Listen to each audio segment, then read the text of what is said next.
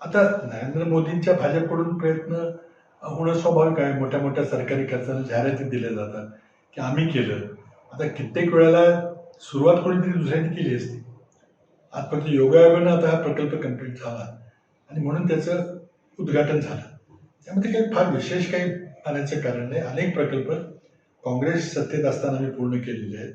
हे काही म्हणजे भारताला काही 2014ला स्वातंत्र्य मिळाल्यानंतर विकास सुरू झाला अशी जी संकल्पना काही भाजपचे आमचे मित्र मांडण्याचा प्रयत्न करतात ती योग्य नाही आहे. म्हणजे त्याचा फारच अपरिपक्व अशी ती. परंतु विधानसभेच्या अध्यक्षांनी एक संविधानिक पद आहे, त्याला एक स्वायत्तता आहे. आपली सरकारची जी 3 अंग आहेत, न्यायपालिका, कार्यपालिका आणि विधिमंडळ, तिन्ही स्वायत्त आहेत, कोणी कोणाच्या अधीन नाही आहे. त्यामुळे विधानसभेच्या अध्यक्षांनी मुख्यमंत्र्यांना जाऊन भेटलं हे परंपरेला सोडून आहे. याला म्हणजे धक्कादायक आहे. असं कधीही घडलं नव्हतं. परंतु कशावर त्यांच्यावर काय दबाव होता की त्यांना जाऊन तिथं भेटावं असं वाटलं आणि ते का भेटले की बाबांना त्या भेटीमध्ये कसा निर्णय दिला पाहिजे असा काही काही काही तिथं ठरलं का काय झालं. आणि विधानसभा अध्यक्ष स्वायत्त आहेत, त्यांना कशाला दबावते, कशाला घाबरतात. आणि त्यांनी मुख्यमंत्र्याला जाऊन भेटणं त्याची अक्षम्य चूक आहे. हे भेटणं अतिशय चुकीचं होतं. त्यांचे काही कामं असतील तर ते मुख्यमंत्र्यांना बोलवायला पाहिजे होतं. मुख्यमंत्री नेहमी विधानसभेच्या अध्यक्षांना जाऊन भेटतात किंवा अधिकाऱ्यांना सांगून कामं आपली करून घ्यायची असतात. ही आम्ही रोज बघतोय, काही नवीन नाही आहे. पण स्वतः जाऊन त्यांना भेटणं, यामध्ये जो संदेश केला तो मला वाटतं विधिमंडळाचा घोर अपमान आहे, संविधानाचा घोर अपमान आहे. आणि मला वाटतं की आता संविधानाला वाचवायची जबाबदारी सर्वोच्च न्यायालय देखील काही पार पाडेल कारण मला शंका आहे. शेवटी जनतेला या देशाचं संविधान वाचवावं लागेल. मला वाटतं हा निर्णय संपूर्णपणे राजकीय दृष्टिकोनातून दिला गेला. कायद्याची पायमल्ली झालेली आहे, संविधानाची पायमल्ली झालेली आहे, संविधानाचं उल्लंघन झालेलं आहे.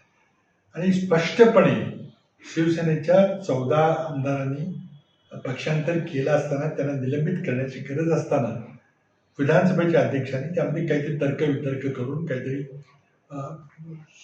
सुप्रीम कोर्टाचे निर्देश असताना देखील त्याच्या विरोधात एक निष्कर्ष काढून काहीतरी हा निर्णय दिलेला आहे.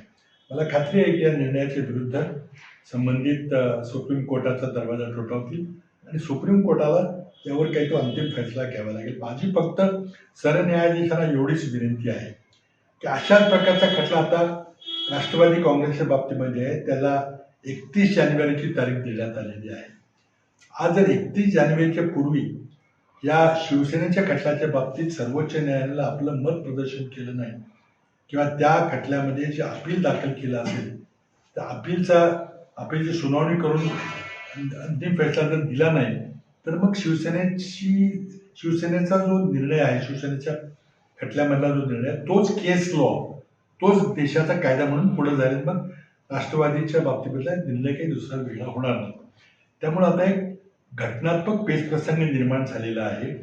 सरकार किंवा विधिमंडळ आणि विधिमंडळाच्या मागं सरकार, केंद्र सरकार वगैरे यांचा थेट मुकाबला हा सर्वोच्च न्यायालयाच्या बरोबर आहे. सर्वोच्च न्यायालय संविधानाला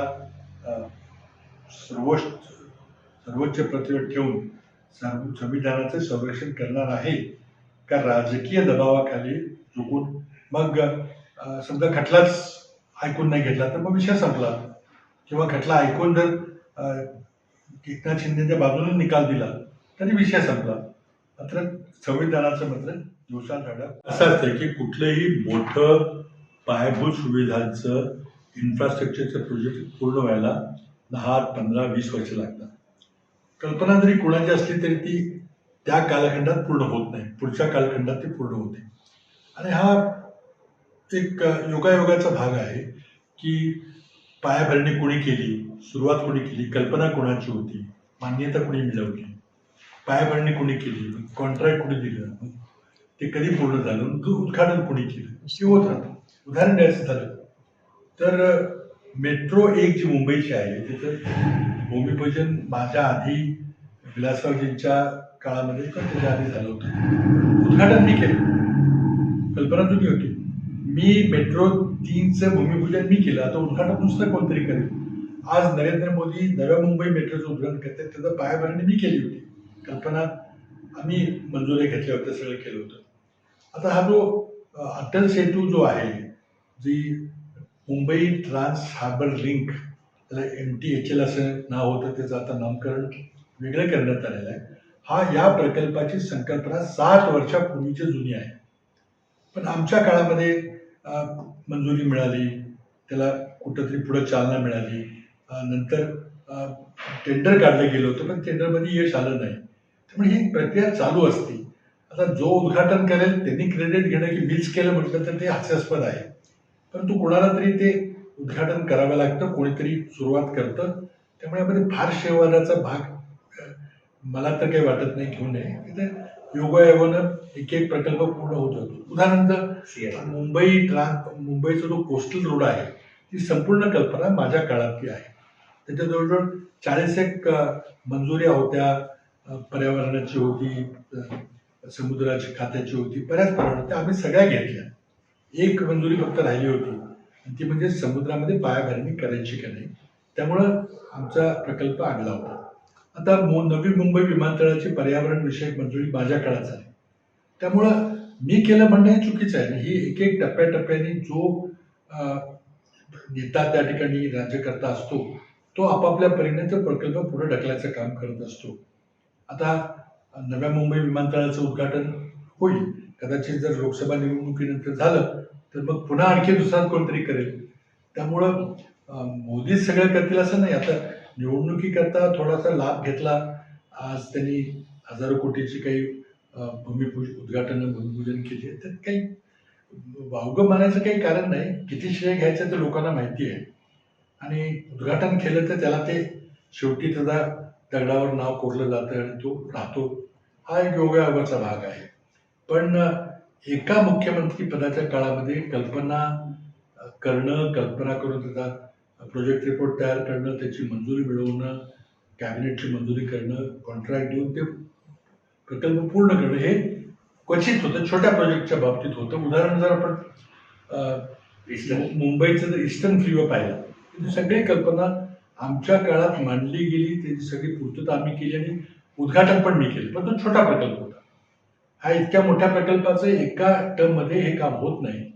आज मोदींनी त्याची शुभारंभ केलेला आहे, त्याचं अभिनंदन. हा ठीक आहे, पण एकट्याने जर क्रेडिट घेतलं तर ते हास्यास्पद असेल. बऱ्याच लोकांचे त्याला हात लागलेले असतात. आणि आता भाजपला निवडणुकीकरता दुसरं काय तर राहिलेलं नाही. त्यामुळे कुठं राम मंदिर असेल, कुठे हे भूमिपूजनाचं क्रेडिट घेण्याचा प्रकल्प असेल,